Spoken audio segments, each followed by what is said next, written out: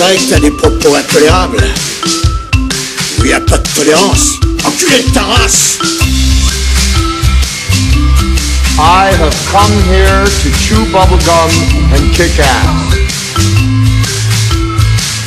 And I'm all out of bubblegum. J'ai l'impression d'être un mini-jambiste dans un concours de coups de pied au cul. Salut à tous, c'est Luc Loguedec et bienvenue dans Retour vers le Turfu pour ce 17ème épisode, nom de Dieu, le podcast, exactement, le podcast de la pop culture passé, présent et futur comme vous le connaissez si bien. Aujourd'hui on va parler de Fight Club de David Fincher, pour finir sur les recommandations visuelles en fin d'émission. Avec moi aujourd'hui Christelle Cozy. Bonjour à tous. De White Talents, comment tu vas? Très bien et toi? Formidable. Pezzoni Maxime. Bonjour le grand retour, comment tu vas? Ça va? Ah, tranquille, écoute, nickel.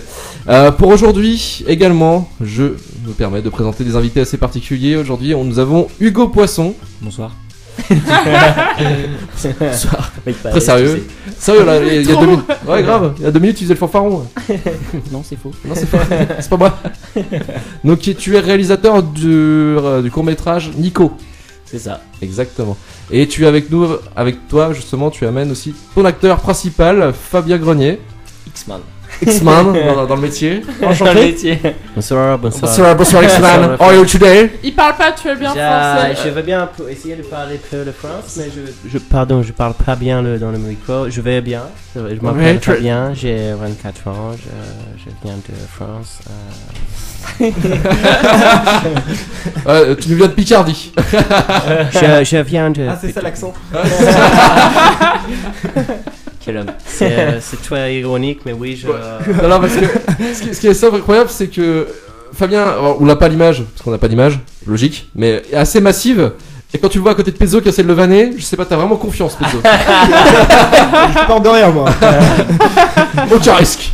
Le mec est chaud, quoi. Ouais, le mec est un aventurier quand même. Hein. Du coup, tu dis ça parce que je suis obèse? Il est massivement obèse, oui. Non, je rigole, en vrai j'ai pas d'accent. En vrai je suis une belle gamme. Ouais, je suis normal quoi. En vrai je viens de Picardie, ouais. C'est vendeur. Chacun ses défauts, hein, ça va. Voilà, alors c'est pas un défaut, Jean Lafontaine est né dans ma ville, Château-Thierry, tu vois, donc je pense qu'il y a quand même... D'accord, à la semaine prochaine, ok. Pezzo. Donc en termes de news perso les gars, Pezzo. Ouais, y a Okja de Bong Joon-ho qui sort le 28. Et, sur Netflix. Sur Netflix, ouais. Du coup, je serai devant. Et attention, apparemment, les premiers critiques que j'ai reçues, que j'ai vues et tout ça. Bon, au Festival de Cannes, il a fait quand même son effet. Enfin, il y avait la polémique, mais il y avait aussi. Ouais. Voilà, les bonnes critiques. Du coup, ça a l'air d'être un putain de chef-d'œuvre, donc faut y aller. Ouais. Donc, enfin, faut y aller. Faut regarder sur sa télé, quoi. Mais oui, sur Netflix, donc le 28 juin. Et également, je voulais juste parce que je t'ai pas posé la question, mais c'est vrai qu'on en fera un podcast à part bientôt. Twin Peaks saison 3. De la bombe. Ce qui est assez génial, c'est que moi aussi j'aime bien, Christelle. J'aime mieux maintenant, j'avais beaucoup de mal avec les 3 premiers épisodes. Il faut savoir que sur Twitter c'est le bordel total quoi. Enfin, les gens n'aiment pas, hein, en mode oui, en particulier. Mais en fait, comme je te disais au téléphone, je pense qu'il y a ceux qui aiment juste Twin Peaks mais qui connaissent pas spécialement David Lynch et du coup je pense ceux-là sont déçus. Et ceux vraiment qui sont fans de David Lynch, qui aiment bien son boulot et qui ont vu d'autres films et du coup sont pas spécialement entre guillemets surpris de la mise en scène et du coup pour le coup ils t'apprécient, tu vois, en fait faut vraiment passer par la mise en scène un peu what the fuck et faut passer outre, bah de toute façon ouais. parce que quand tu connais le bonhomme c'est bon quoi, mais c'est vrai que ça a été reproché que c'était une série moche, mal écrite, moche, non un mec Dale Cooper qui franchement en termes de réal c'est la folie, ça écrase tout mec, c'est voilà, mais ce sont les retours. Après c'est le fanboy, c'est le fanboy qui parle aussi, tu vois, mais moi la réal franchement je la trouve trop bien. Ouais, non, elle est plutôt correcte. J'avais une question les enfants, vous aimez la réalité virtuelle? Oui. Justement Fabien, tu m'as parlé en off justement du casque, vraiment les expériences vraiment cool quoi de ce genre de casque. C'est vraiment très très bien. Alors, tu sais que en ce moment à Los Angeles, il y a eu l'E3, donc le plus grand salon du jeu vidéo en fait à Los Angeles qui s'est déroulé et c'est là où on a les plus grosses annonces de jeux vidéo. OK. Et toi qui es un peu intéressé par la VR, je pense que vas-y demande quelle expérience tu voudrais faire. L'E3 là, il réalise tous tes rêves. Quel est ton rêve de VR possible? À part le porno. Alors là, moi, je pense que le porno, il n'y a pas vraiment besoin. Voilà, c'est... Non, je pense que j'aimerais bien... comme je t'ai dit tout à l'heure, j'ai testé le... Enfin, c'est une application, c'est plus sous forme d'application ou jeu, je sais pas vraiment. C'est le Google Maps. où tu peux voir vraiment toute la planète, où tu Ouais, peux ouais. voyager vraiment partout sur la planète, où t'as plein d'endroits où t'es jamais allé. Et ça, C'est top. ça mon C'est gars, top. c'est top. Pezzo, tu voulais ajouter un truc sur le VR? Je veux t'aider à introduire le truc. Parce que moi Non, j'ai une parce question du coup. Oui, voilà, vas-y. Est-ce que t'aimes la pêche? Bah écoute, ouais, j'aime bien la Ouais, pêche. Ouais. moi aussi. Oui, j'aime bien. écoute le 3. Enfin, Ah, Sony. tu Sony, devrais aimer alors l'annonce de Luc. Si Sony- t'aimes bien la pêche et la VR, normalement ça devrait Sony matcher. et le développeur Square Enix, donc le développeur de Final Fantasy, ont l'envie pour toi justement de combler ton envie de pêche. D'accord. La première simulation de pêche De pêche. VR. Et entre tes mains, si tu veux. Au Ok, mois de mais septembre. Tu pêches des poissons ou tu peux Voilà, pêcher c'est ça. des monstres marins Voilà, peut-être- tu pêches des poissons. D'accord. Avec des potes androgynes. Mais c'est passionnant tout ça. Oui, c'est formidable. Mais tu vas faire de la pêche? Ok, bah après je préfère quand même pêcher dans la. Dans la Attention. Sans masque. Non, parce que oui. Au-delà de ça, c'est sympa la VR, mais enfin la pêche, on peut le faire quand même dans la vraie vie quoi. Oui, c'est mieux, parce que là, voilà, c'est juste la petite vanne, c'est vrai que Final Fantasy XV, donc il y a le mode VR pêche, annoncé sur PS4 pour le 30 septembre. Voilà, c'est la news que j'ai retenue de ce Los Angeles. Voilà. Franchement, c'est un gros troll de ouf, mais le pire c'est qu'il est vrai, tu vois. Le pire, c'est que j'ai envie d'y jouer, tu vois. C'est ça le pire. C'est vrai? Non, je déconne. Bon, sur cette bonne vanne, on va pouvoir passer sur Fight Club. I want you to hit me as hard as you can. Why? How much can you know about yourself? You've never been in a fight. Wait, let me start earlier. Like many of you, I was stuck. No, you can't die from insomnia. I'd flip through catalogs and wonder, what kind of dining set defines me as a person? This is your life, and it's ending 1 minute at a time. I prayed for a different life. Soap. I make and I sell soap. And this is how I met Tyler Durden. Come on, hit me before I lose my nerve. Ow! It hit me in the ear! It was on the tip of everyone's tongue. Can I be next? We just gave it a name. Gentlemen, welcome to Fight Club. The first rule of Fight Club is you do not talk about Fight Club. After Fight Club, we all started seeing things differently. You're gonna have to keep me up all night. And she ruined everything. You're not into her, are you? No, God, not at all. We've all been raised on television to believe that one day we'd all be movie gods and rock stars. Alors, Fight Club sorti en France le 10 novembre 1999, réalisé par David Fincher, adapté du roman de Chuck Palahniuk. Et au casting, on retrouve Brad Pitt, Edward Norton, Helena Bonham Carter et le fameux Jared Leto, aka Joker, aka sorti de Second to Mars. Il joue quel rôle dedans déjà? Le blond. Le blond. Ah, okay, le mec qui se fait démonter. Ouais. Déglinguer la gueule. Avant de parler du film, on va revenir qu'est-ce que dansaient, sur quoi dansaient les Français le 10 novembre 99. Pezzo, le Hit Machine, c'est parti. Jingle.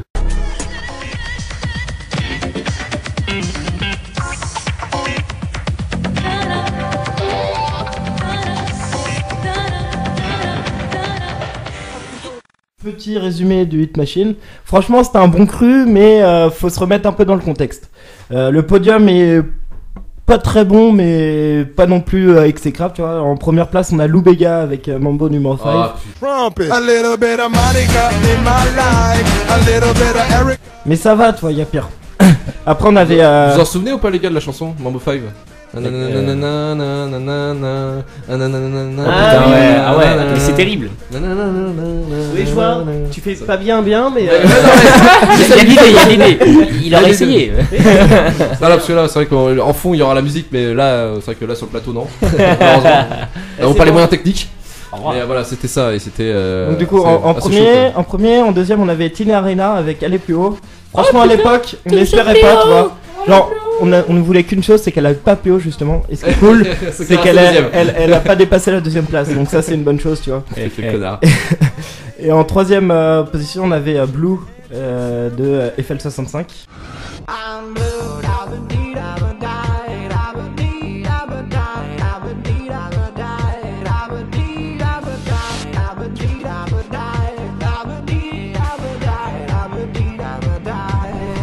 Ouais. Ah la vache. Ah ouais, c'était troisième. Ouais, c'était troisième. Mais ça va, c'est pas ce qu'il y a de plus dégueulasse, franchement. Tu te souviens Oui, je sais, mais c'est adapté à l'époque, tu vois, aussi. Faut se remettre un peu en condition. Après, dans les grosses. Les perles, vraiment, les trucs assez cool qu'on avait, tu vois, on avait Texas Summerson qui était 7ème place. On avait Missy Elliott et MC Solar. All and My Girl à la 32e place. Ça, je me souviens plus de ceci. Ouais. On avait la BO d'Austin Power chantée par Madonna, Beautiful Stranger. Mais franchement, pareil, celle-là, ça allait, tu vois. Après, on avait Knock on the Wood, Danny Stewart en 35e place, qui est vraiment très très cool. Franchement, pour faire la fête en mode années 80-90, c'est top.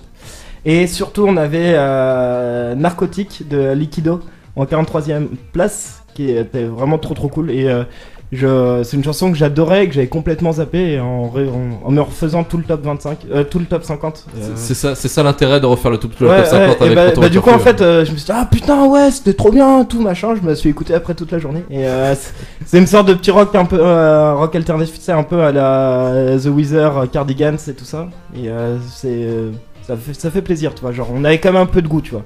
Après dans les trucs dégueulasses, on avait Mythos and DJ Cosmo, Unchained Melody, donc qui était un remix Eurodance pré-2000 de la chanson de Ghost, honteusement dégueulasse, enfin franchement c'est immonde, c'est du vomi cette chanson. C'était la chanson du film Ghost, hein, ouais, que je t'ai fait, ce que je vous ai un peu tous fait écouter avant. Donc c'était zéro excuse, tu vois, je veux bien que c'est la période un peu la mode et tout ça, mais bon faut pas déconner non plus, tu vois.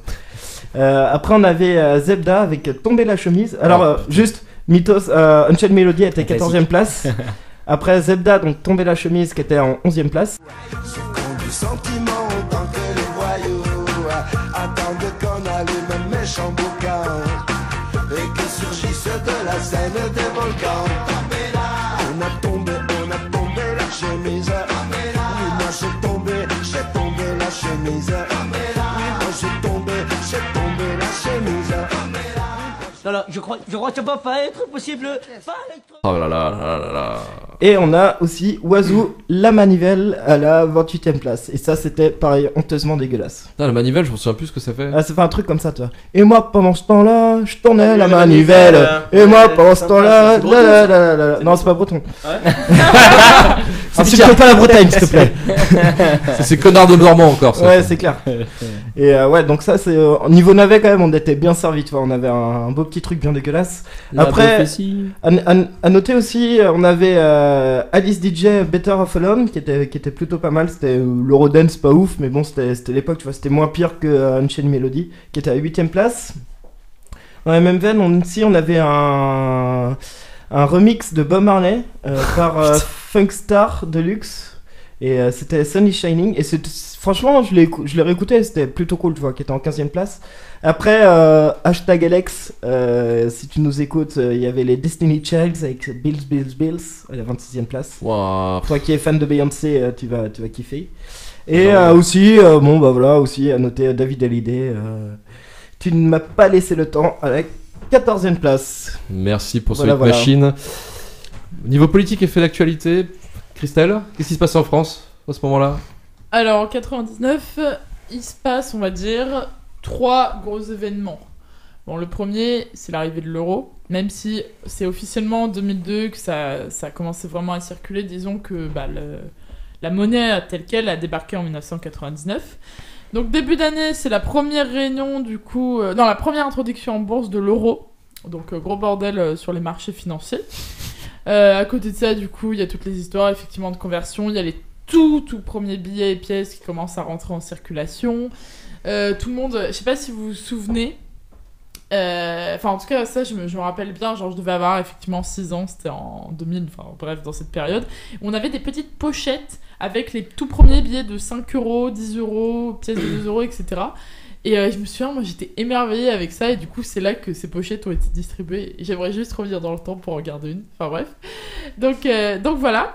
Sinon, autre truc, c'est aussi l'année du Pax. Alors, ce qui est assez impressionnant en fait en me renseignant, j'ai lu que donc du coup le Pax, c'est Pacte civil de solidarité, donc qui à la base était donc notamment pour ça s'adresse à tout le monde bien évidemment, mais disons que c'était beaucoup utilisé par les couples homosexuels qui à l'époque ne pouvaient pas se marier. Et du coup, il y avait il y avait pas de dissonance. C'est-à-dire, en gros, si t'étais un homme, tu pouvais te paxer avec un homme. Il y avait pas ce problème-là. Non, il y avait pas ce problème-là. Ok. Donc, tu pouvais être libre. Comme là, c'était civil, ouais. Du coup, là, on s'en fichait parce qu'il y avait. Je vais pas refaire le débat de 2013, mais en gros, ce qui dérangeait, c'était le côté que ça s'appelle mariage gay, vu que le mariage, ça fait référence directement à la religion. Mais dans l'absolu, le pax, non. Tu te paxes avec un homme ou une femme, tu choisis. Donc voilà. Et en fait, ce qui est assez hallucinant, ce qui m'a choqué, c'est que finalement, en 2013, pourtant, pendant la manif pour tous, les gens étaient assez violents dans leurs remarques. Et fort heureusement, ça a choqué l'opinion publique. Mais en 99, quand il y a eu le Pax, vu que malheureusement il y a beaucoup de gens qui ont fait le raccourci Pax égale homosexualité, j'ai lu des exemples comme quoi en fait il y avait des gens qui se baladaient dans la rue avec des pancartes en mettant PD au bûcher, cassez-vous avec votre sida, dégagez, enfin des trucs horribles.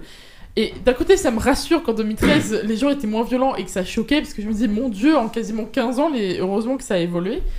Mais donc voilà, donc c'est vrai que le Pax a mis toute l'année 99, parce qu'en gros les manifestations ont commencé début 99, ça a fait un bordel pas possible entre le Sénat et l'Assemblée nationale, et c'est finalement passé mais en fin d'année, genre vraiment parce que c'est parce que l'opinion publique disait que le Pax c'était lié à l'homosexualité. Voilà. Il y en a vraiment beaucoup qui ont fait le raccourci, parce que c'est vrai que comme pour là je fais vraiment la pensée très simpliste, comme un couple hétérosexuel pouvait se marier, se fiancer, ils voyaient pas en quoi c'était intéressant pour un couple hétérosexuel de se paxer. Enfin, donc, et comme la seule vraie différence avec le reste, c'est que là, les homosexuels étaient autorisés à le faire. Du coup, malheureusement, vu que les Français étaient des gros beaufs très cons, voilà. À base. Ouais. Merci. Merci. Donc voilà. Et le troisième, c'est la catastrophe écologique d'Erika. Donc plage bretonne en plus cher. La Bretagne et la Loire-Atlantique a pris très cher, donc gros désastre en fin d'année. De mémoire, je crois que c'était alors, le 12. juste comme ça, la Loire-Atlantique est bretonne. Oh putain. Voilà. Pardon. Top, le débat est fini. Vas-y, continue. Désolé. Donc du coup, c'était le 12 décembre 99.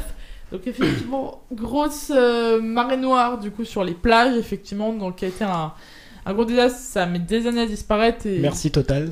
Selon et selon Pezzo en off, paraît-il qu'on trouverait encore du fioul. Maintenant c'est rare. Maintenant c'est rare. Mais c'est vrai qu'en 2010 tu peux encore en trouver par exemple quoi. D'accord. Et juste comme ça, ça a fini comment le truc? J'ai jamais su vraiment le format de l'histoire en fait. Ouais. Alors c'est fini ou c'est pas encore? C'est fini, mais c'est eu un procès dantesque. Comme pour tout, il y a eu un procès, mais l'issue est un peu fumeuse. Ouais, voilà, c'est ça. On n'a jamais eu vraiment le format de l'histoire quoi en fait. Comme on sait juste que les plages ont été nettoyées et en gros les gens étaient. Ouais, mais encore c'était mis en place par des assos.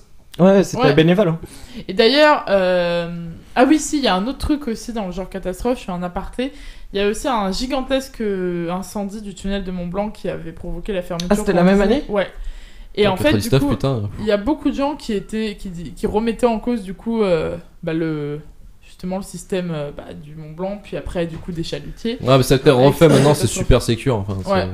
Un truc de fou. Voilà, donc 99, on va dire, d'un côté l'innovation et d'un côté les désastres. Le bordel, ouais. Ouais, ok. Merci pour la revue de presse et l'actualité de 99. On va passer au côté geek. À quoi on jouait en 99 en France. Alors en France, ça va être novembre 99 là sur cette période.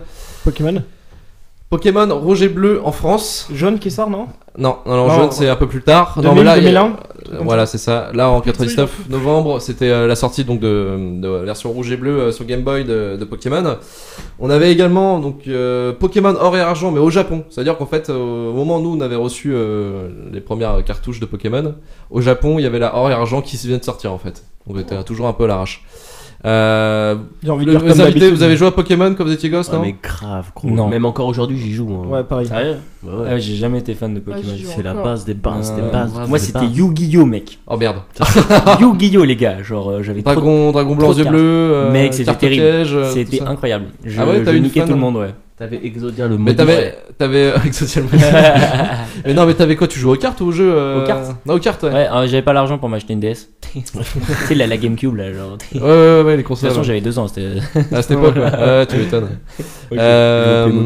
Et sur PC, alors sur console, il y avait la première. Alors, c'est une arrivée d'une grande franchise qui est maintenant connue, mais un peu oubliée. C'est Medal of Honor.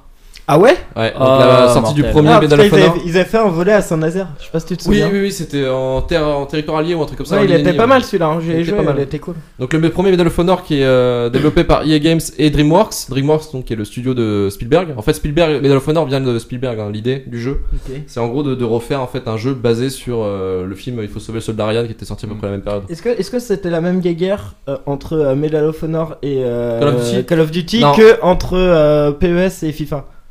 Alors Medal of Honor, il est arrivé après. Hein, il est arrivé bien après Call of en fait. Il est arrivé 2004, je crois, le premier. Donc Medal of Honor, en fait, c'est le pionnier en fait de du FPS. Il s'est fait janter quoi. Bah, parce qu'après Call of est arrivé et là c'était fini. Et ensuite il y a Battlefield qui est arrivé et qui a tout niqué, je trouve. Battlefield, ça faisait en fait Call of, non? En fait, il faut savoir. Call of est arrivé en 2004, mais c'est à partir de Modern Warfare sur PS3 qui avait commencé à vraiment cartonner. Ouais. Mais après, il y a eu les Black Ops et tout, et voilà. là, enfin, ils ont perdu leur communauté. Battlefield, lui, Battlefield, ça date le 2001, je crois, qu'il est sorti en 2002 sur PC. Le premier. Hein. Il est sorti entre les deux, du coup. Voilà, c'est ça. Et Medal of Honor, en fait, c'est vraiment le premier FPS qui se veut de Seconde Guerre mondiale. Bien, hein. Ouais, c'était vraiment sympa. Et sur PC, c'était Half-Life Opposing Force. Oh putain. Donc Half-Life qui est un des FPS les plus emblématiques du PC. Il est trop stylé ce jeu. Ah mais il est trop bien. Opposing Force en fait c'était un additionnel où tu joues un mec de l'armée en fait qui vient attaquer le labo. Parce qu'en fait dans l'histoire t'as un labo où tout part en couille, Half-Life. Et t'as l'armée qui vient attaquer le labo pour effacer toutes les traces en fait de la catastrophe. Bon, tu connais le complot américain, tout ça, enfin bref. Et en gros, tu joues un des soldats qui doit détruire le labo en fait. Du coup, c'est une sorte pas de préquel, mais c'est genre. C'est genre l'autre côté, tu vois. Okay, voilà, c'est ça. C'est pas le premier. Non, le premier c'est plutôt 97, non. Le premier c'est 98 Half-Life. 98, ok. Voilà, donc pour le jeu vidéo. Maintenant, on va passer au côté cinéma. Alors au box-office, la première semaine quand Fight Club sort, en fait, Fight Club se retrouve en la 3e position dans la première semaine d'exploitation. Et en fait, juste devant lui, il y a un film de Luc Besson, Jeanne d'Arc. Pas mal, j'avais bien aimé, moi. J'avais bien aimé. Vous l'aviez vu, vous? Ouais, j'avais vu. Moi, j'avais vu et j'avais fait plein de cauchemars quand j'étais gamin parce que j'avais vu, je devais avoir 10 ans, quelque chose comme ça. Et c'est quoi qui t'a marqué comme film? Je vais spoiler un petit peu, mais à un moment donné, du coup, en fait, Jeanne d'Arc, elle a ses visions, tu sais, de Jésus-Christ, tu vois. Du coup, il y a certaines de ces visions, entre guillemets, qui sont corrompues, ou qu'elle voit pas Dieu, elle voit plus le diable.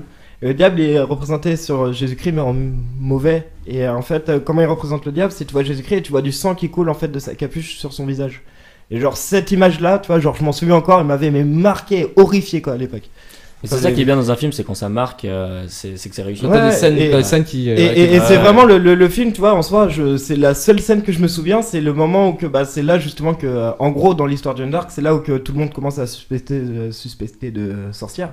Et du coup, c'est vraiment cette scène-là, mais genre, tu vois, je m'en souviens encore, j'ai encore les sensations. Aujourd'hui, je la vois, je le dis, c'est Osef, tu vois, mais à l'époque, c'était vraiment un truc, genre, mais tu sais, j'ai rien dit parce que j'étais avec mes parents et tout ça, je voulais faire le mec, tu vois. Et genre, quand j'étais tout seul de mon plumard, je voulais pas le fier, tu vois. Ouais, de ouf, je me chiais dessus, quoi. Donc, après Jeanne d'Arc en première position sur cette semaine, c'était un film qu'on a déjà chroniqué, Star Wars épisode 1. La menace fantôme. Donc la menace Jar Jar donc qui était en première position dans ce box office donc pour la 3e semaine je crois d'exploitation du film. En même temps que Fight Club, il y a 2 films qui sont sortis. Alors il y a un film français et un film américain. On commence par lequel? Français. Alors c'est le film Peut-être de Cédric Clapiche. J'adore ce réal. Donc c'est un film avec Romain Duris, Jean-Paul Belmondo et Géraldine Payas. En gros, de Clapiche, quoi. Voilà, c'est ça. À part Bébel qui est peut-être pas habitué de Clapiche, mais ouais, c'est ça à peu près. Casting, hein, quand même. Ouais. Vous allez voir, tapez Google, peut-être de Cédric Clapiche sur Google et vous allez voir un Jean-Paul Belmondo en mode massif, rasta, cheveux longs, dégueulasse quoi. C'est assez particulier quoi. Moi j'aime bien ce réal, il y en a pas beaucoup qui l'aiment bien, moi je le trouve vraiment cool. Je trouve vraiment son petit truc. Ouais, voilà, c'est le réalisateur surtout connu pour l'auberge espagnole quoi. Ouais, mais même et Paris aussi qui était super son film. Et je trouve il a un truc un peu urbain, tu vois, je sais pas comment dire mais c'est je sais pas, je kiffe. Déjà les musiques elles sont cool et moi c'était un des premiers réals que j'ai commencé à m'intéresser. D'accord. Ouais. Vraiment tes coups de cœur français quoi. Ouais, franchement c'est un de mes coups de cœur français. Ouais. Donc en fait, l'histoire de Peut-être en quelques lignes, c'est le soir du réveillon de l'an 2000, dans une fête chez un ami commun, Arthur et sa copine Lucie s'absentent dans la salle de bain pour faire l'amour. Là je vous fais le résumé via Wikipédia en plus. Hein. Ouais. Lucie lui demande de lui faire un enfant, lui ne se sent pas prêt à être père et refuse catégoriquement. À minuit passé, quand la fête bat son plein, Arthur vit une expérience troublante. Il découvre dans la salle de bain une entrée vers un cellier qui s'avère être un portail temporel. Bon, ça ressemble un petit peu méchamment au monde de Narnia. Il découvre c'est après ça, donc il se retrouve transporté en 2070 dans un Paris futuriste ensablé. Il fait alors la rencontre d'un vieux monsieur chevelu, Akko. Ah, c'est ça! Joué par Jean-Paul Belmondo, qui affirme être son fils alors qu'il est aussi grand-père. Ce patriarche de 70 ans s'efforce de se convaincre son géniteur de revenir dans le présent et de faire un enfant à Lucie. Si Arthur, leur ancêtre, refuse, ils disparaîtront l'un après l'autre. Arthur se retrouve confronté à la pression de ses descendants pour qu'il les crée. Putain, il date de 99. Je pensais qu'il était plus récent ce film. Non, scénario typiquement français. Hein. C'est un peu chelou comme parce que c'est de la science-fiction futuriste. Très pro-life aussi. Ouais, bizarrement. En fait, si tu veux, c'est un scénario typiquement français, c'est juste qu'il a rajouté un peu d'SF, tu vois. Voilà, ouais. Mais alors que le SF c'est complètement banni dans le système de production française, personne n'en fait. C'est comique et surtout comique pas drôle. Comique pas drôle avec du grand casting qui fait vendre. Ouais, c'est ça qui est chiant. Et bon, on est obligé de se faire avec ça quoi. Ouais. Et le film... là on arrive. La révolution arrive. La révolution. Insoumis, les jeunes insoumis. L'ombre d'un soupçon pour l'autre film, donc L'ombre d'un soupçon de Sidney Pollack avec Harrison Ford, Kristen Scott Thomas et Charles Dawson. Attention les enfants, c'est un film pour les petits parents, nos parents à nous qui aiment les histoires un petit peu reloues. Ça me dit rien du tout. Alors vous allez voir, c'est Dutch Van Der Broek, sergent au département des affaires internes de la police de Washington, USA, et Kay Chandler, membre du Congrès en campagne pour sa réélection, n'aurait jamais dû se rencontrer jusqu'à cet incident d'avion où chacun d'eux perd son conjoint. Dutch, même sa propre enquête, stupéfait, découvre que sa femme, Peyton, et le mari de Kay, Cullen, étaient assis côte à côte dans l'avion, enregistrés comme mari et femme sous un nom d'emprunt. Donc en gros, là, si vous comprenez pas le bordel, c'est qu'en fait, ils se rendent compte qu'ils étaient cocus et que les deux couples, en fait, se rendent compte que leur conjoint est en train de cofifier avec le conjoint de l'autre, en fait. Ah ouais. Ça c'est américain ça. C'est américain. Yeah. Ah ouais. Bah c'est stylé. C'est marrant, on dirait que la France et les États-Unis ont inversé. Ouais, inversé. Normalement, ça c'est un scénario français, tu vois. Ouais. Mais c'est bizarre. Ouais. Mais je pense tu vois, il doit y avoir une petite touche américaine dans l'image et tout ça, tu vois, que t'as pas en France. Tu veux dire le budget Ouais, déjà, mais à part ça, tu vois, même au niveau de l'image, la lumière et tout, c'est une autre patte, tu vois. Et nous, on a gardé un côté plus théâtral, en fait. Ouais, voilà, c'est plus théâtre, alors que eux, c'est vraiment cinéma pur et dur que tu vois et que t'adores, tu vois. C'est ça que j'aime chez eux, tu vois. Après, les Américains, ils font des bouses aussi, hein. Ouais, comme nous, Wonder Woman. Des bouses, mais techniquement stylées, tu vois, c'est ça le truc. Alors que nous, en France, quand on fait des bouses, elles sont bouses. C'est des bouses molles. Après, franchement, il y a quand même des putains de films français, tu vois. Non, mais quand tu tapes sur certains trucs, toi, genre chez Noël, les trucs comme ça, il fait quand même des trucs qui tabassent, tu vois. Mais en ce moment, voilà, c'est un peu moribond, quoi. C'est dommage, je trouve. C'est dommage. Il n'y a pas eu de grand film français pour l'instant en 2017, si je dis pas de conneries, à part Grave, peut-être. Bah, c'est un film belge encore, lui. Ouais. Français. Je crois pas. Non, j'avais pas de souvenir. Ah, si, peut-être pas. Si, il y a Boule et Bill qui va sortir. Oh, ta gueule. C'est vrai plus. Non, bah il y a eu La Mandoule. Ouais, c'est ce que j'allais dire, le dernier François Ozon, mais c'est pareil, c'est un truc, c'est un routinier quoi. C'est pareil, c'est même genre de ça. Apparemment, il est super quand même comme film. Ah, il a des très bons retours. Ouais, Christelle en a parlé dans le dernier numéro. J'ai beaucoup aimé. Mais voilà, ça va être peut-être l'exception qui confirme la règle, mais le seul film français. Mais il y a toujours des très bons films français qui sortent de temps en temps, quoi. Mais le problème, c'est par souvent rapport des à la en fait, elles sont souvent cachées. Moi, je trouve quand même qu'il y en a de plus en plus, tu vois. Oui, parce qu'il y a plus en plus maintenant de jeunes qui reprennent, qui commencent à avoir des feux verts. Enfin, moi en tout cas, j'ai vraiment l'impression que la période comédie familiale, fini, un peu machin, ça commence vraiment à s'essouffler et que là, on part sur un nouveau truc.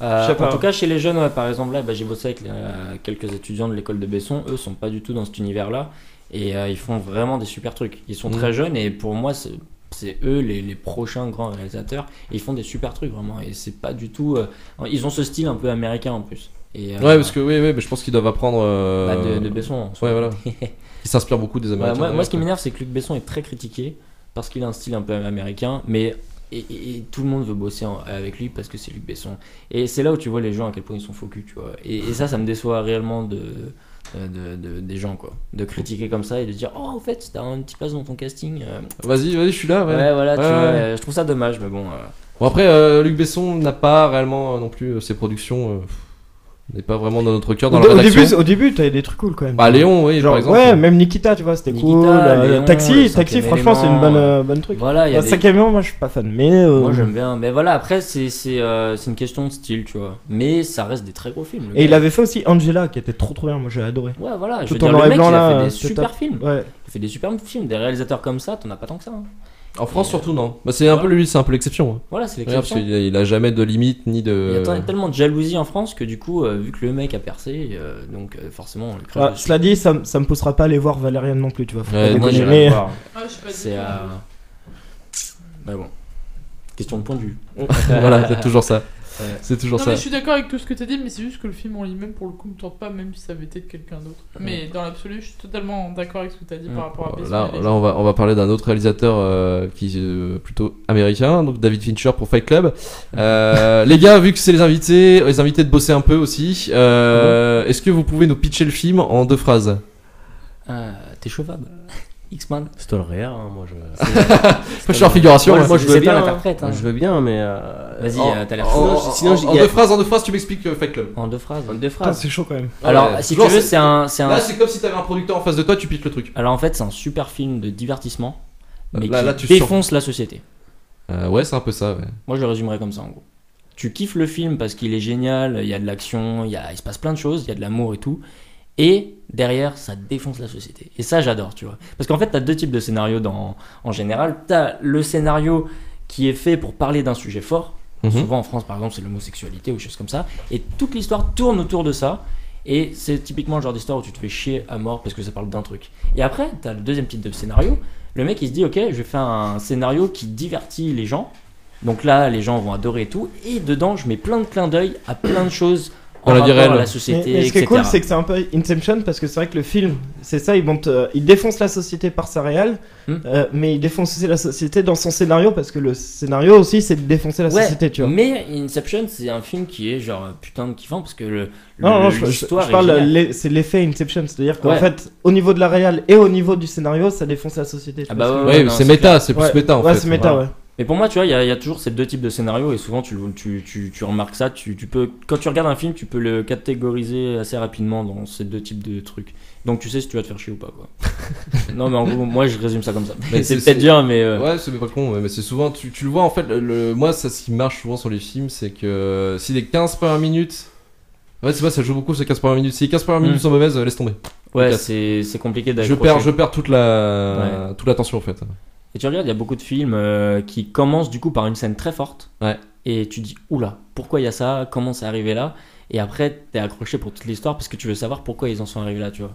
Et ça, je trouve ça génial comme truc. Mais genre vraiment génial. Et c'est là aussi le début de Fight Club finalement. Le film commence en fait sur Tyler. Enfin, le narrateur en fait, parce qu'on sait pas son prénom, qui a un canon dans la bouche. Et comment c'est mis en scène, c'est génial. Et ouais. Tu dis, attends, il a un canon dans la bouche et tout, qu'est-ce qui va se passer? Et après, tu suis toute son histoire, tu sais que ça va se finir comme ça, et t'as envie de savoir pourquoi. Et c'est ça qui fait. Ce qui est rigolo aussi, c'est que t'as des petites touches d'humour un peu réparties dans tout le film. Ouais, et genre là, justement, il explique que avec le canon dans la bouche, tu peux dire que les voyelles, tu vois. Mais c'est un truc qui est un peu fun, tu vois. Ouais. C'est, tu sais, c'est un peu à la Tarantino. En plus, il le dit un petit peu à manière sarcastique, tu vois. C'est genre. Ouais. Tu sais, le narrateur, il est un peu blasé dans sa voix quand il parle.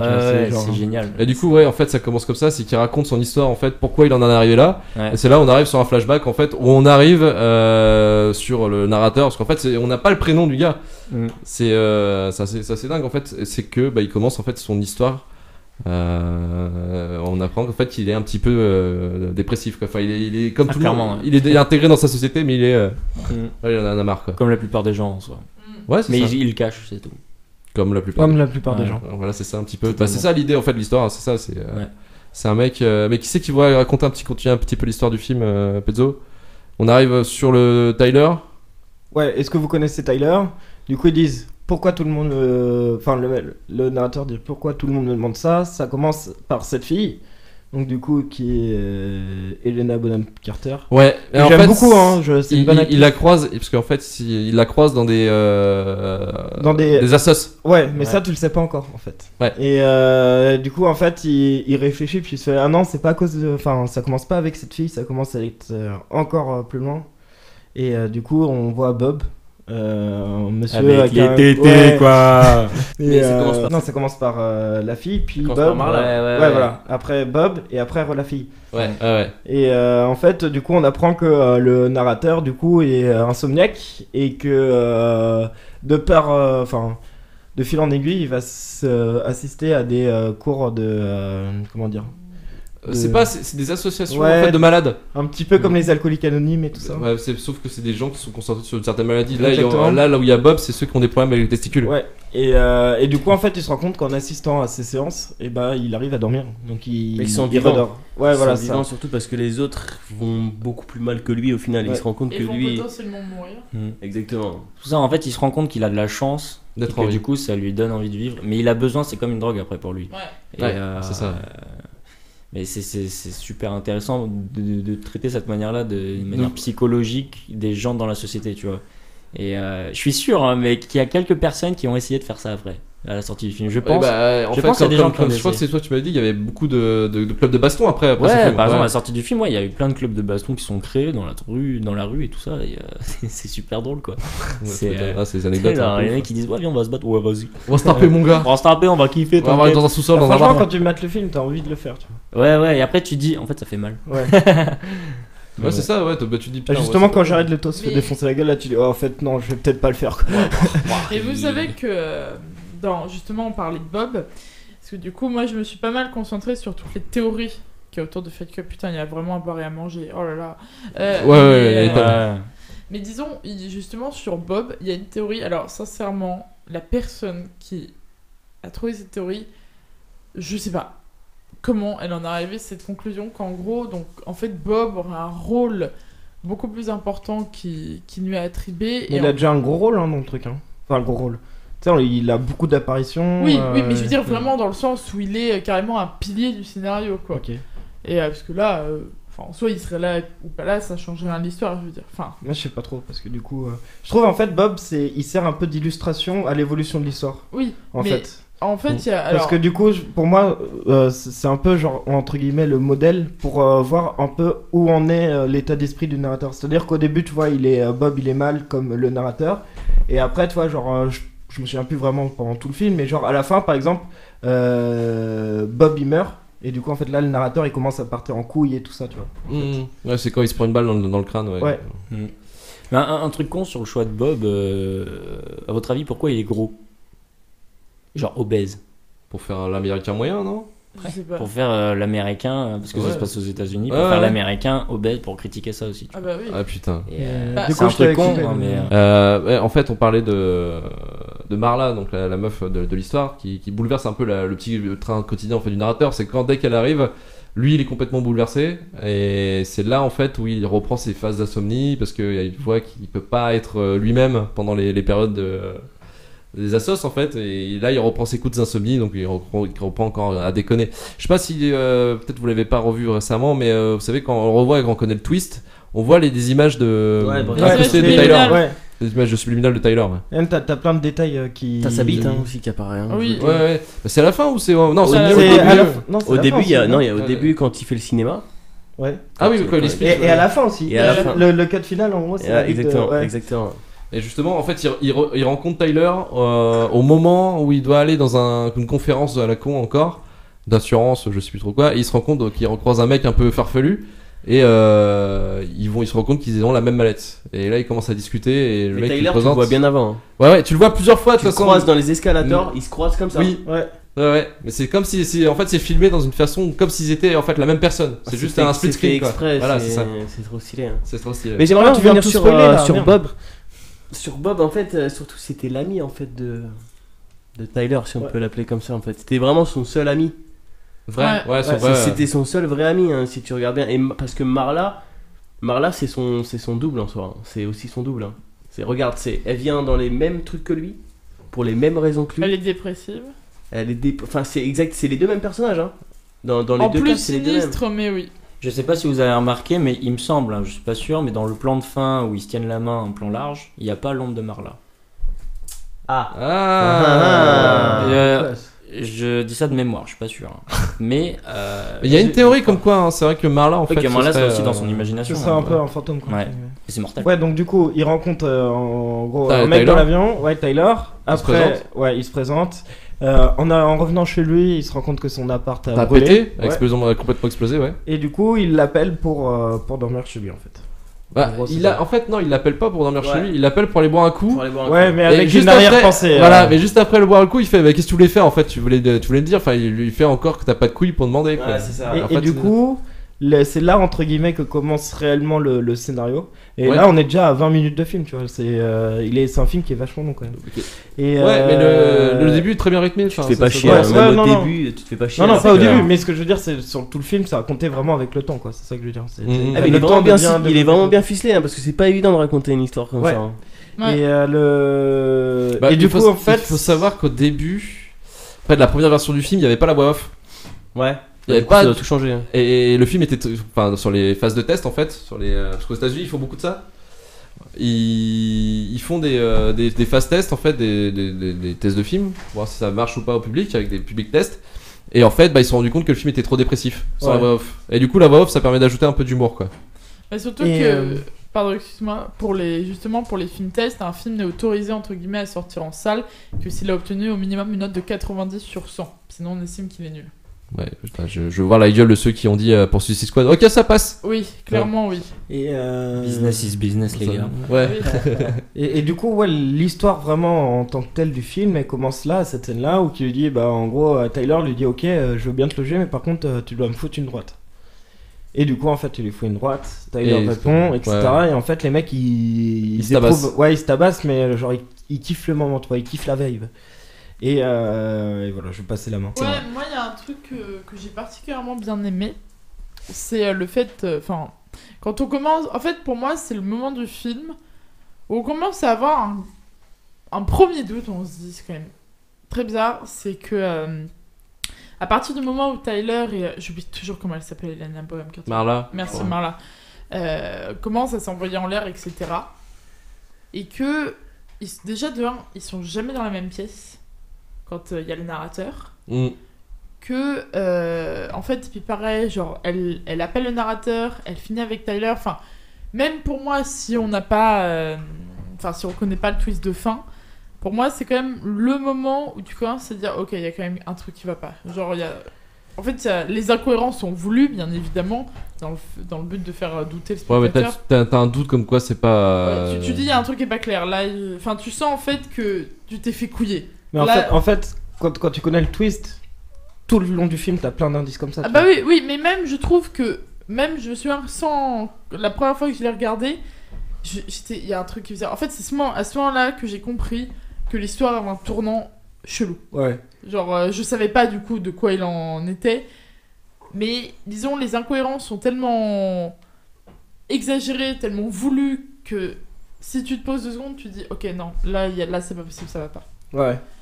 Parce que tu vois, genre sur les trucs, tu vois, t'as plein d'indices qui sont distillés un peu tout le film, tu vois, mais t'as par exemple, comme je te disais là cet après-midi, la baston avec son boss. Oui. Et du coup, il se tape lui-même. Et que en fait, il dit, bah, à ce moment-là, le narrateur dit, à ce moment-là, je sais pas pourquoi, j'ai repensé à ma première baston avec Tyler en fait. Et du coup, c'est parce que sa première baston, bah, Oui, il se battait tout seul en fait. Ouais, tout le long du film, t'as plein de trucs comme ça. Et au petite fun fact qui a rien à voir, mais que je disais pendant que t'étais parti, je cherchais de l'eau. Il y a une affiche d'Independence Day dans le film. Ouais, dans le film, qui est sur un vidéoclub qui explose juste après. Donc je sais pas si c'est Bah, un message qui est fait passer ou n'importe quoi. Quand Et c'est genre dans- bien visible en plus. Ah oui, non, j'avais pas capté. J'ai vu ça hier, j'étais oh putain. Non, je crois qu'il est aussi produit par la Fox. T'as des petites fun facts toi à raconter, des petits Je trucs. vous raconte des petites histoires. Ouais, vas-y. Père Castor. Sur Fight Club, hein, du coup. Hein. Ouais, sur Fight Club. Pas sur ta vie. Alors moi, je ne vais pas rejoindre ce qu'a dit Christelle. Je suis resté dans l'illusion jusqu'au bout, en fait. Je me suis vraiment rendu compte en même temps que le personnage principal. Moi je suis pareil que toi. Moi aussi. Et du coup, c'est ça qui a fait que, au final, ce film est sympa, quoi. Parce que t'es vraiment jusqu'au bout dans le mystère autant que lui. Et c'est-à-dire que t'es tout le temps en train de prendre- c'est de la course à l'émotion avec lui, en fait, avec le personnage principal. Parce que t'es comme lui en fait, identifié, tu te comprends pas. Exactement. Ouais, mais Exactement. juste, je me permets de te couper 3 secondes. Dans l'absolu, je pensais totalement que Tyler existait. C'est juste que j'avais compris qu'il y avait une merde quelque part. Mais ok. je suis dans Mais ça, c'est la première fois que tu l'as vu, quoi. Ouais, Tu t'as dans pensé les ça faits, j'étais totalement dans l'illusion aussi. Ok. C'est juste que j'avais compris qu'il y avait un problème. Quoi. Bon, après, voilà, chacun a son avis différent, son ressenti différent. Il y en a qui sont beaucoup plus à cheval sur les détails.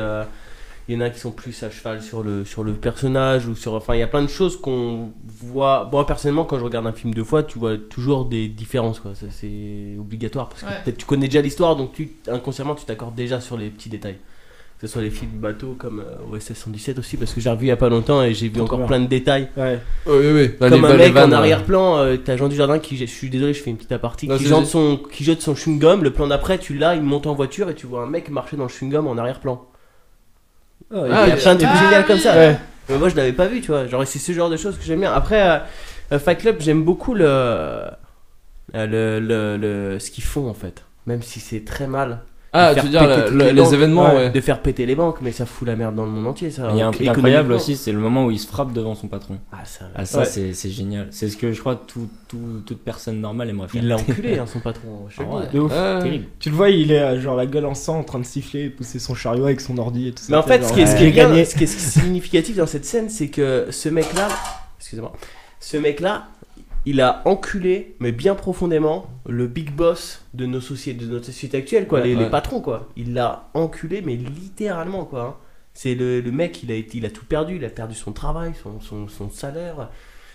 Son appart. Ouais. Il a tout perdu, quoi. Ouais. Le mec, il s'est reconstruit avec. C'est l'inverse, quoi. C'est l'employé qui a viré le boss. C'est pas beau, ça? Joli. Et qu'est-ce que je voulais dire, putain, comme truc encore? Et j'avais un truc en tête, mais j'ai complètement zappé. C'est juste, je voulais revenir sur David Fincher en fait par rapport au film. C'est vrai que tu sais, le film est produit par la Fox. Et le premier film de David Fincher, c'était Alien 3, qui était produit ici par la Fox. Et le film, ça a été une grosse catastrophe en fait. Son premier film, c'était Alien 3. Ouais. Et la production était complètement une catastrophe totale. En fait, il se prenait la tête avec le studio. Enfin, tu sais, quand t'es à Hollywood, quand t'es réel, t'es salarié, quoi. Et il se prenait la tête avec les directives, tout le monde, en fait, tout le studio se foutait la gueule contre Fincher. Et c'est vrai que là, c'était surprenant, en fait, de revoir Fincher à la 20 faire un film comme ça qui est assez couillu. Et finalement, là, ça fonctionne, tu vois. Là, c'est un peu la revanche du roi, quoi. Ouais, c'est quand tu laisses un réalisateur la liberté de faire ce qu'il veut, ce qu'il a en tête. Parce que c'est un film qu'il voulait faire en plus de base. Il avait lu le livre. Mais le roman, en fait, n'a pas la même histoire. C'est il a fait en fait, il s'est adapté, il a fait un scénario qui reprend les idées du parce que dans le livre je l'ai lu, il y a plein la scène par exemple où il se fait sa brûlure là, et lié, enfin il y a plein de scènes qui sont dans le livre aussi, hein. Mais il a repris le côté en fait du mec qui fait une schizophrénie en fait pour sortir de la réalité de laquelle il vit, quoi. C'est une manière de se protéger, quoi. En gros c'est ça, ouais. C'est une projection de qui il voudrait être dans. Voilà, c'est ça. On en revient à l'inconscient encore une fois. Je sais pas, en fait c'est justement catharsis. Oui, c'est ça, ouais, c'est le mot, ouais. Catharsis, ouais. C'est le truc il va être mortel. Où j'ai tourné, c'était exactement pareil. J'ai créé une image de moi. Mais c'était encore inconscient pour me tirer des merdes, parce que dans certains moments t'es trop faible en tant qu'humain si jamais t'es seul pour te sortir de là en fait. Donc tu te crées une personne, tu te crées une voix, tu te crées quelqu'un qui est assez fort pour te dire vas-y mec bats-toi, qui émane de toi en général. Voilà, et qui prend des décisions surtout, parce que les décisions c'est quand même dur à prendre par contre. Et d'ailleurs Catharsis, ça va être un super beau court-métrage. C'est réalisé par Romain Fusier et il sort quand exactement? Alors là c'est la fin de la post-prod, il reste une semaine à peu près et ça va être un très très très gros court-métrage. Il est vraiment top et Fabien joue dedans et il est mortel. Acteur principal? En fait il y a qu'un acteur dedans en fait. C'est un huis clos. D'accord. Mais je joue 2 trucs différents en fait. D'accord, ok, oui, deux rôles différents.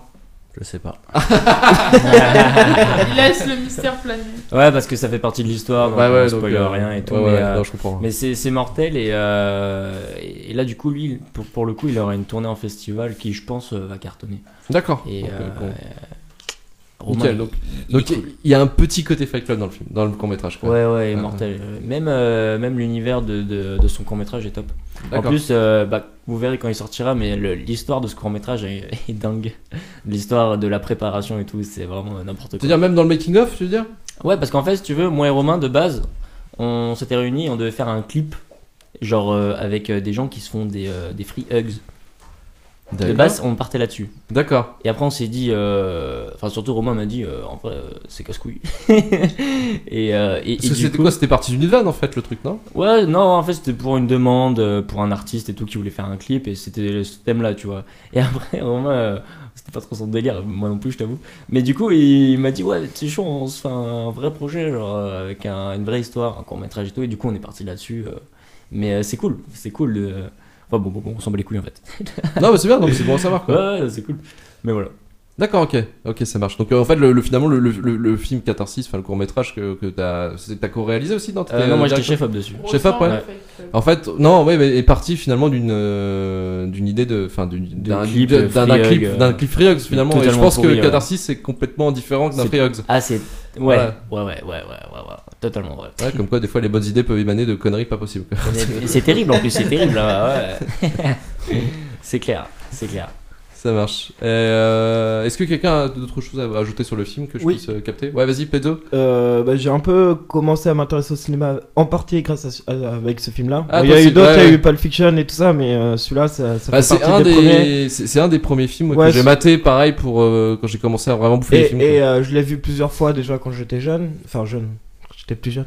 Et là, je l'ai revu hier en fait. Et j'étais pas déçu, mais genre j'avais plus le même kiff, tu vois, sur le film en fait. Ouais. C'est normal. Et en fait, du coup, j'étais un peu déçu parce que j'aurais préféré ne pas le revoir hier et rester sur mon image 100% positive plutôt qu'un truc avec. J'adore le film, tu vois, j'ai passé un super moment et tout ça, mais ça m'a pas fait la même claque que les autres premières fois que j'ai vu, même en connaissant le twist, tu vois, genre je kiffais et tout ça, tu vois. Et là, ça a pu faire pareil, tu vois. Je rebondis sur ce que tu dis, parce que je suis. Enfin. Dans le sens, non, contrairement à toi, je pense que j'ai quand même gardé l'amour du film et l'admiration. Non, j'adore le film, j'ai passé un moment génial hier. Effectivement, oui, mais disons, en étant moins. Comment dire je dirais pas le mot déçu quand même qui est trop fort, mais je dirais qu'effectivement, j'ai peut-être remarqué des longueurs que je ne voyais pas les premières fois, effectivement. Non, mais tu parles de scènes en fait de longueur, mais je pense que ces longueurs s'expliquent, c'est des scènes en fait que dès que tu sais la fin, elles ont plus de sens ou c'est trop. Tu dis ouais, mais c'est bon, on sait ça. Parce qu'on en parlait tout à l'heure avec Pezzo en arrivant, effectivement, les scènes de combat, bien qu'elles restent super stylées, il y a peut-être un quart d'heure de trop quand même. Ouais, c'est possible. Genre, c'est ce moment-là où je me suis dit, ouais, il y a quand même des longueurs. Peut-être sur la fin où en fait il y a aussi la période, enfin là c'est un truc assez ouf et un peu, je pense, un peu tiré par les cheveux, c'est qu'il se rend compte en fait qu'il est passé à plusieurs endroits. Vous savez, il y a un moment donné, il essaie de chercher Tyler, il fait putain, mais en fait tout le monde le connaît. Enfin, il a ouvert plusieurs fight clubs. À ce moment-là, je le kiffe, tu vois. Bah, t'es là, wow, qu'est-ce qui se passe quoi. Ouais. Mais par contre, tu vois, genre, je trouve aussi parce que en gros, le Fight Club, c'est plus un prétexte. Le Fight Club, c'est plus un prétexte pour amener justement le projet anarchiste, je sais plus comment il s'appelle. Et du coup, il recrute des gens. Et du coup, le truc, c'est qu'en fait, je trouve que ça s'attarde beaucoup trop sur le Fight Club et pas sur le projet du film, tu vois. Non, mais justement, c'est bien comme ça, on découvre à la fin le projet en fait. Ouais, c'est vrai. Genre, c'est climax total et tout, et on découvre seulement maintenant. Ouais, c'est vrai que le climax aurait pas été le même si. Parce que tu dis, ah, mais en fait, il y avait tout ça pour ça et tout, tu vois. Mais bon. Et tu sais qu'il y a une anecdote assez intéressante au niveau du son. C'est-à-dire qu'en fait, c'est un des premiers films au moment des bastons, tu vois, sur les coups, qui cherchait à donner un côté chair contre chair, tu vois. Parce que tu regardes tous les anciens films, la baston, quand il y a un coup, c'est des bruits totalement absurdes, tu sais. C'est des. Tu vois, des trucs comme ça, genre, c'est n'importe quoi. Bah, surtout sur les films américains, quoi. Ouais, voilà. Et là, ils ont cherché un son vraiment de chair. Et c'était hyper intéressant, il y avait une vidéo sur ceux qui avaient fait le sound design justement de ce film, et ils prenaient des entrecôtes et ils tapaient avec comme ça. Tu sais, ils faisaient comme les pingouins, tu vois. C'est excellent. Et des trucs comme ça, et ça a rendu, c'est incroyable quoi, parce que du coup, quand c'est vrai que c'est vachement réaliste. C'est hyper réaliste, c'est violent, tu vois. Et je trouve ça beaucoup plus impactant que des sons de tch où tu crois pas du tout. Oui, c'est totalement abusé. Ouais. Et d'ailleurs, par exemple, sur Nico, c'est ça qu'on recherche aussi au niveau du sound design, des trucs très réalistes, très. Où tu sens qu'il y a vraiment un impact en fait. Tu sens que ça fait mal en fait. Bah achète des entrecôtes du coup. Là on a un budget entrecôtes de prévu totalement terrible. D'ailleurs ça a été une rallonge que j'ai demandé au prod. Bravo de l'entrecôte. Par contre moi je veux celle du boucher parce que c'est pas le même son sinon tu vois donc. Non mais ça c'est en plus le bruitage, c'est vrai que c'est un truc qui est un petit peu c'est mortel. Qui est un petit peu passé mais qui est un peu souvent passé au second plan. En fait on néglige souvent le sound design. Alors ça c'est totalement faux parce qu'en fait on le néglige seulement parce qu'on le voit pas. C'est-à-dire que si le sound design est mal fait, là tu vas le voir et tu vas te dire ah putain c'était négligé. S'il est super bien fait, tu le vois pas et tu te dis. Parce que, je veux dire, bon, peut-être que c'est un peu gros, mais tu vois, sur certains blockbusters, genre Avengers, tous les conneries, tu sais, les mecs qui se mettent des patates sur la gueule. Franchement, je ressens plus les grosses patates dans la gueule dans un film comme The Raid, où tu sens là que les impacts sont vraiment du coup que plutôt que ce soit Avengers. Et ça, c'est souvent lié au sound design. Bon, encore la chorégraphie, mais surtout les sound design. Ouais, clairement. Mais il y a, par exemple, sur Deadpool, les coups sont super intéressants. Quand le bruit, tu regardes vraiment le bruit des coups dans les bastons, ça se rapproche de Fight Club, tu vois. Des trucs très secs, des trucs violents. Bah là en plus c'est un film de super-héros où il y a du gore quoi. Là le sang est là quoi. En plus dans le film, le narrateur il demande entre guillemets au spectateur de prêter attention au sound design parce qu'à un moment donné il dit, je sais plus mais genre je sais plus comment il dit mais en gros il dit là c'était vraiment le kiff, c'était vraiment chair contre chair et tout ça et là en fait t'entends les coups de tu sais, au tout début de Fight Club, quand Fight Club commence à grossir, mais encore que dans une seule ville et tout ça, je sais plus exactement ce qu'il dit, mais je sais qu'il dit, qu'il parle justement des coups et des sensations et tout ça, et des bruitages en fait, par le narrateur, il le dit. Ouais, mais par exemple, ce film, moi je l'ai vu en streaming avant, et j'ai eu la chance de le redécouvrir au Grand Rex. Au ciné. Et j'ai redécouvert littéralement le film. Parce que t'as pas le sound design en streaming sur un ordi, c'est dégueulasse, ouais, c'est immonde. Et là, je l'ai vu sur le grand écran du Grand Rex avec le son de partout. Et je peux te dire que le film, je l'ai réellement redécouvert. Malgré que tu connaisses l'histoire, t'as l'impression de pas la connaître. Parce que c'est pas le même film. Ah, mais souvent le matériel joue beaucoup. Hein. Ah ouais, non, mais là, le son, il te fait redécouvrir le film. Il y a plein de trucs que j'ai jamais entendus et que t'entends grâce au cinéma, tu vois. Et c'est ça qui fait la beauté du cinéma, tu vois. Est-ce que t'as remarqué des détails aussi que t'avais pas vu forcément, avec une qualité moindre? Des détails? Ouais. Bah souvent sur l'image, c'est vrai qu'il joue beaucoup sur l'image, Fincher, sur le scénario.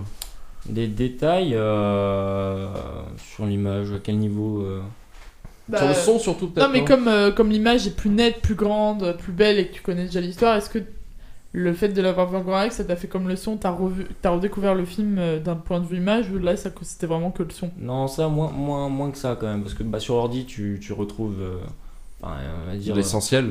L'essentiel on va dire. C'est sur grand écran tu vois plus les mini détails qui peuvent plus choquer, tu vois. Mais c'est pas comme le son. Le son c'est réellement différent pour le coup. Mais l'image c'est pas ça joue, mais je veux dire puis je l'ai vu 36 000 fois donc au final c'était la même image. Au moment où ils vont chercher la graisse humaine. Oui. Un moment dégueulasse. Ouais, et ben il y a un moment où justement Brad Pitt, sans faire exprès, putain, oh la vache, il perce le truc. Non, ouais, il perce le truc, mais sans faire exprès en fait. Et tu vois qu'ils se tapent une barre en fait les deux. Je te jure, tu vois qu'ils se tapent une barre. Ouais. Et vu que c'est un plan qui est assez loin. Je suis sûr qu'ils l'ont laissé comme ça parce que ça passe avec la scène, mais je suis sûr qu'ils sont. Il est peut-être pas prévu dans le script. Je suis sûr que c'était pas prévu. Hein. Moi, j'en suis sûr et certain, ils se sont tapés une grosse. Il lance le truc et ça se perce. Ça se perce et ça vient. Et ça y arrive. Et l'autre, Brad Pitt, il est comme ça, si ça tape une barre et t'as l'autre qui tourne la tête. Je suis sûr qu'il rigole. J'en suis sûr et certain. Mais t'imagines ça, c'est les moments géniaux. C'est énorme. Tu sais, ça me fait penser à c'est vraiment la beauté du cinéma, on va dire, c'est dans le fils de l'homme là de Quaron.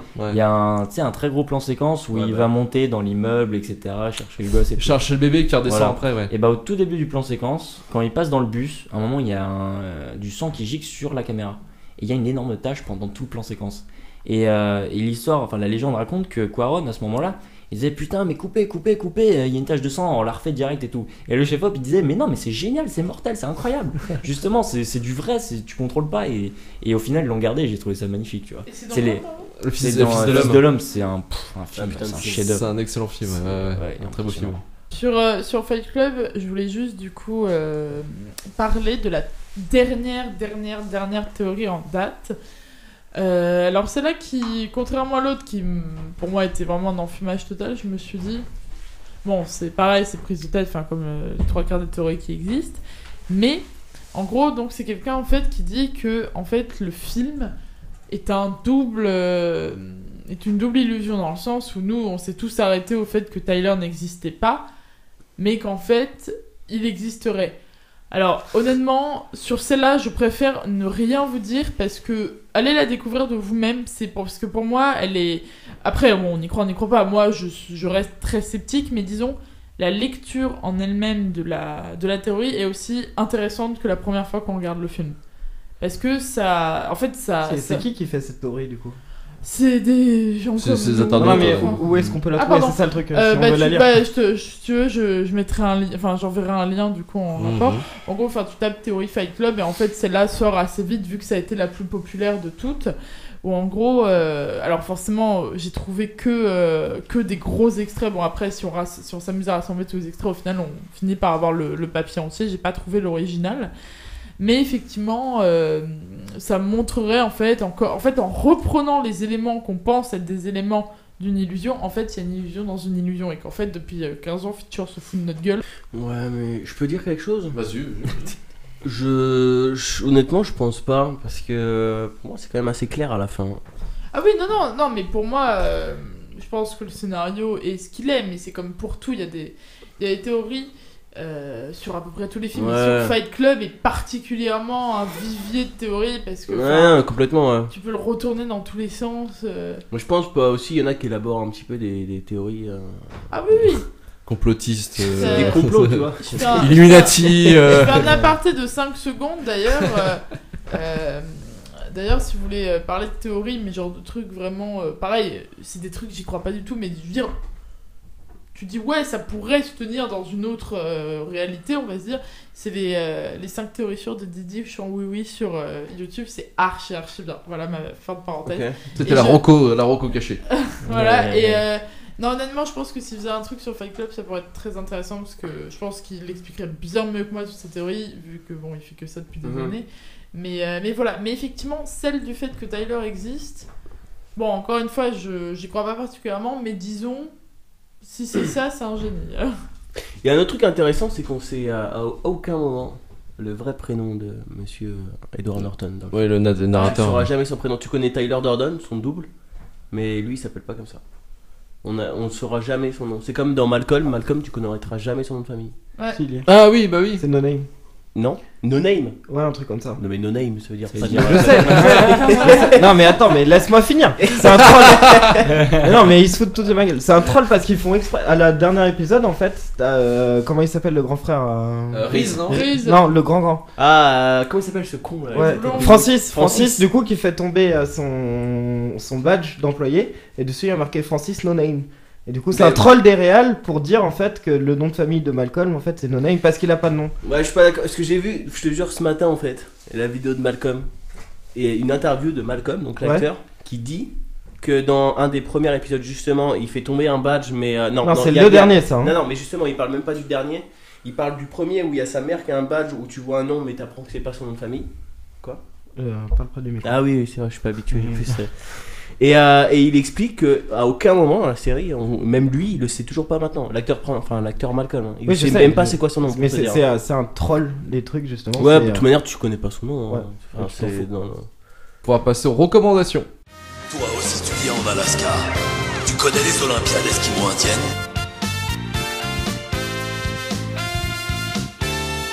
J'en ai entendu parler.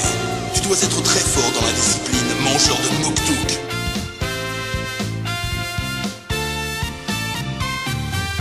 Oui, c'est vrai.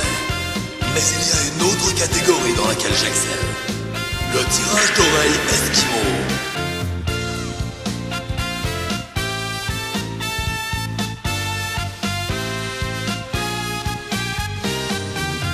Tu veux qu'on se tire l'oreille? Retour vers le turfu, ce n'est pas que des recommandations dans le passé, c'est aussi des recommandations dans le présent. Christelle, qu'est-ce que tu nous présentes aujourd'hui? Alors aujourd'hui, je vous présente l'apéro des jeunes qui travaillent dans le cinéma. Alors, c'est un truc un peu particulier parce qu'en fait, c'est un événement donc, qui traîne sur Facebook dans les réseaux justement de cinéastes et autres. Alors, qui est complètement public, comme tout événement quoi, de ce type-là. Sauf qu'en fait, donc, c'est un événement pour des gens qui travaillent dans le cinéma, mais qui n'ont pas trop envie d'en parler publiquement. Et du coup, qui se réunissent entre eux pour parler justement de ce qu'ils font dans le cinéma et créer une sorte de réseau, mais du coup semi-anonyme. Et honnêtement, moi, ça me fascine ce truc. Genre, je pense que je vais aller y faire un tour. Parce que je me dis, comment tu peux prétendre à aller, du coup, dans un événement où tu veux pas qu'on sache que tu bosses dans le ciné, mais du coup, si tu y vas, on découvre que tu bosses dans le ciné. Enfin, je sais pas, genre, je veux voir en fait la mentalité du truc.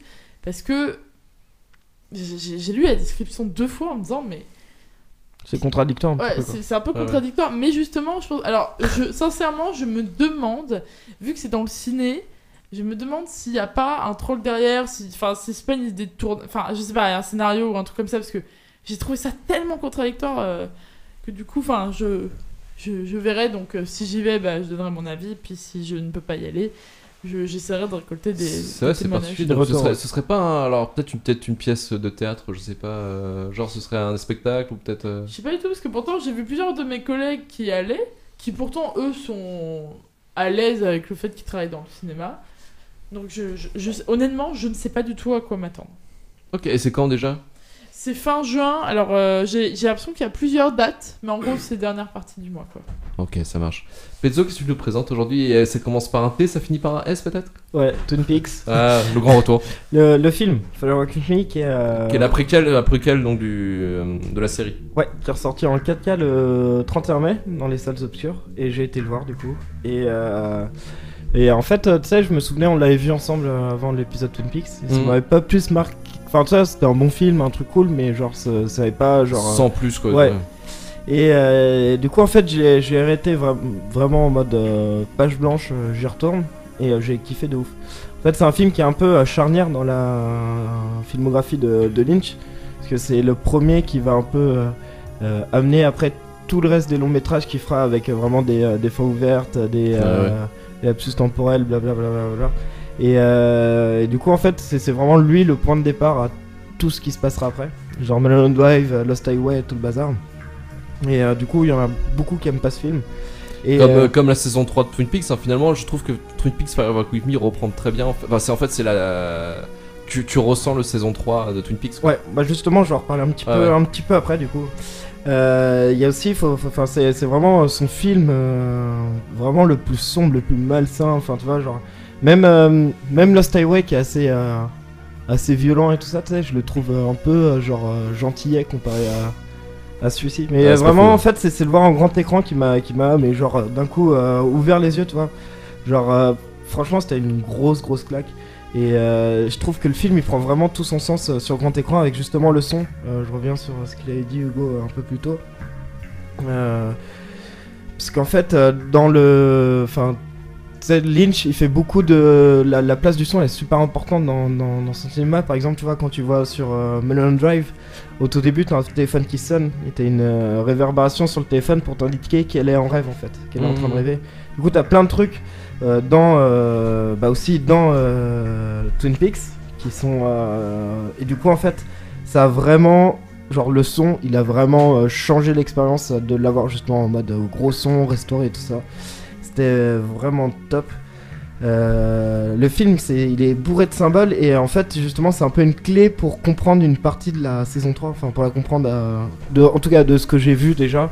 Et de sa façon de mise en scène aussi qui est différente de la série. Et même sur des trucs, je veux pas trop spoiler, mais sur la bague, sur la rose bleue, etc. C'est des trucs en fait qui sont amenés dans le film et du coup qui te permettent de mieux appréhender la saison 3. Donc si vous n'avez pas compris la saison 3, regardez Twin Peaks Fire Walk With Me, peut-être vous allez le voir. Et ouais, le film aussi joue aussi beaucoup sur les sortes de contrastes. Tu vas avoir une scène genre super calme, super douce et tout ça, et après t'auras la, je sais pas, je dis n'importe quoi, mais genre la scène de viol avec Bob ou des trucs comme ça. C'est vraiment deux trucs, et du coup en fait tes émotions elles font les montagnes russes. Et genre quand t'es au ciné c'est vraiment la violence quoi. Surtout jusqu'à arriver quand même la scène de la mort du coup de Laura. La scène emblématique quoi. Ouais, que je me souvenais plus spécialement en fait, et que en fait maintenant tu vois genre en sortant du cinéma j'étais même à me dire putain en fait genre la scène de viol d'Irréversible tu vois elle était limite soft comparée en termes d'émotion comparé à ce que j'ai ressenti vraiment dans le truc, parce qu'elle est quand même super violente. Avec aussi le son qu'il y a aussi, la musique, les rires, les machins, enfin c'est assez bien fait. Et aussi Cheryl Lee qui est juste hallucinante, actrice, toujours, mais qui joue mais trop bien. Et donc voilà, j'ai redécouvert le film et depuis c'est devenu un de mes Lynch préférés. Donc un grand conseil donc d'aller le revoir. Il passe encore sur Paris là ouais, il est encore là. Enfin, à l'heure qu'on enregistre, il est encore dans une ou deux salles. Et si vous avez l'occasion, franchement, foncez-y quoi. Elle est trop bien. Okay, et surtout en restauré, c'est de la bombe. Donc Twin Peaks Twin Peaks Fire Walk With Me en 4K, ça marche. Tu voulais tester quel film que tu voulais recommander, Hugo? Alors moi, j'ai eu une énorme surprise récemment. Je suis allé au ciné. Et moi, en fait, je regarde jamais la bande-annonce parce que tout est spoilé. Je vois l'univers du film et ça me saoule. Ça gâche la surprise. Exactement. Et en fait, je suis allé au cinéma un jour et puis j'ai vu une affiche qui avait l'air sympa. C'est The Jane Doe Identity. Jane Doe Identity. Excuse-moi, oui. et ce film, je me dis putain, ça a l'air sympa et tout. Et je connaissais pas le réalisateur, c'est André Ovredal. Je le connaissais pas et je me suis dit tiens, pourquoi pas. Je suis allé voir le film, il dure 1h30 et pendant 1h30 j'étais bouche bée. C'est un huis clos et t'as une tension incroyable. Et c'est une leçon de mise en scène. Tous les réals là, faut qu'ils voient ce film parce que c'est une leçon réelle de mise en scène. Que ça soit dans le choix des plans, le rythme, la direction des acteurs, la musique, le sound design, c'est mortel. Et même le scénar est génial. Et pour le coup, c'est vraiment un film à voir que je recommande. Mais surtout, voilà, ne regardez pas la bande-annonce. Allez-y sans savoir de quoi ça parle. Mais réellement, c'est pour ça là, j'en parle pas. On m'avait dit sur la mise en scène, ça faisait un petit peu écho à Hitchcock, un petit peu quand même, ce côté. Et aussi à James Wan qui fait les Conjuring et Saw. Bah oui, on peut dire que c'est carrément presque. Parce que c'est un film, un thriller. Bon, après, j'ai pas envie d'en parler, tu vois, mais. Oui, tu penses pas que c'est une comédie romantique quoi? Non, c'est pas du romantique, non, non, pas trop. Pourquoi tu manges ton micro comme si ouais, c'est terrible. En fait, il est tard, donc voilà. Mais du coup, ouais, moi je conseille ce film. Mais voilà. Ok. Merci pour la reco, Hugo. De rien. Avant de finir l'émission, la playlist du chef, qu'est-ce que tu nous proposes cette semaine? Ce sera Reggae Rocksteady Dub. Ça s'annonce bien. Ouais, pour annoncer l'été. Donc voilà, il y aura plein de choses. Il y aura du Phyllis Dillon, il y aura du Peter Tosh, je pense. Et je sais pas, sûrement du Aura Sandy. Enfin, je vais voir, je vais faire un petit truc un peu cool. Tu vas, ok, ça marche. Un truc pour le soleil. Pour le soleil. Hugo et Fabien. Putain, on dirait un duo comique. Hein. Non, mais les gars, faites un stand-up. Hein. Sans déconner. T'as trop un bon angle, on ne voit pas. Regarde, je suis caché derrière ma ventouse là. Alors c'est terrible. Bon, merci les gars. Est-ce qu'on vous retrouve à l'Olympia tous les mercredis faire des spectacles? Carrément. Voilà, on fait des X-Men comédie. La vraie vie, hein. Comme on disait, on n'est pas comme ça. Attention, sur plateau, je suis pas marrant du tout. Hein. Non, le mec est même chiant. C'est une diva, ouais. Le mec il pète partout. Non, alors si. Franchement, je suis le mec, personne ne me parle, il y a que mon réa qui a le droit de me parler. Ouais, c'est vrai. Non, parce qu'au final, je suis quelqu'un qui, tu sais, j'aime beaucoup rire. J'aime vraiment le rire, j'adore. Ça se voit pas. Hein. Non, du tout. Et le truc, c'est que quand je rentre dans mon personnage, donc je rentre très très bien, j'adore ça. Mais en fait, bon, maintenant, si c'est différent, maintenant je sais faire la part des choses, mais avant je galérais. Et en fait, vu qu'il fait des personnages dramatiques, il reste dans l'ambiance, tu vois. Et c'est pas marrant pour les autres. Franchement, Romain, tu te rappelles sur le tournage de Catharsis, j'ai engueulé Romain, mais comme jamais. Hein. Donc t'as engueulé le réal, c'est ça? Ouais. Mais c'est pas Fabien qui l'engueulait, c'était son personnage. Mais c'était pour une raison valable. Hein. Du coup, on a changé un truc, etc. J'avais raison sur le truc. Mais attention, en tant qu'homme sympa, enfin non, en tant qu'homme normal, je m'excuse toujours à la fin en fait. Oh, il est gentil. Non, vraiment, je vais toujours les voir. Je dis désolé, man. Vas-y, mon gars. Désolé. Tu sais, ça finit sur une bonne petite pipe là. Il appelle une copine ou deux. Enfin. Voilà, t'as trouvé une solution, quoi. C'est ça. Toujours. Fond, en tout cas. Ça. Est-ce que pour retrouver donc pour le court-métrage Nico, donc on peut suivre la page Facebook, c'est ça? Exactement, ouais. On a une petite page Facebook. On met pas grand-chose dessus parce que on préfère. Oui, il y a le teaser dessus, mais on préfère attendre que le projet soit fini pour en parler réellement, quoi. Donc on préfère ne pas mettre la charrue avant les bœufs. Oui, voilà. Comme dirait le poète. On va retrouver également, ça va diffuser la semaine prochaine, une interview de vous deux sur l'émission White Talents, donc qui sera disponible avec Christelle Cozy, qui les a interviewés pour parler plus en détail donc de Nico et de votre parcours aussi également un petit peu. On savait pas du tout. Quel spoil! C'est incroyable. C'est incroyable. Bah écoutez, merci beaucoup. Hein. Bah merci à vous en tout cas. Merci de l'invitation, c'était terrible. Bah, c'était on a eu des sacrés fous rires. Merci beaucoup. Merci beaucoup. Christelle, où est-ce qu'on peut te retrouver sur internet?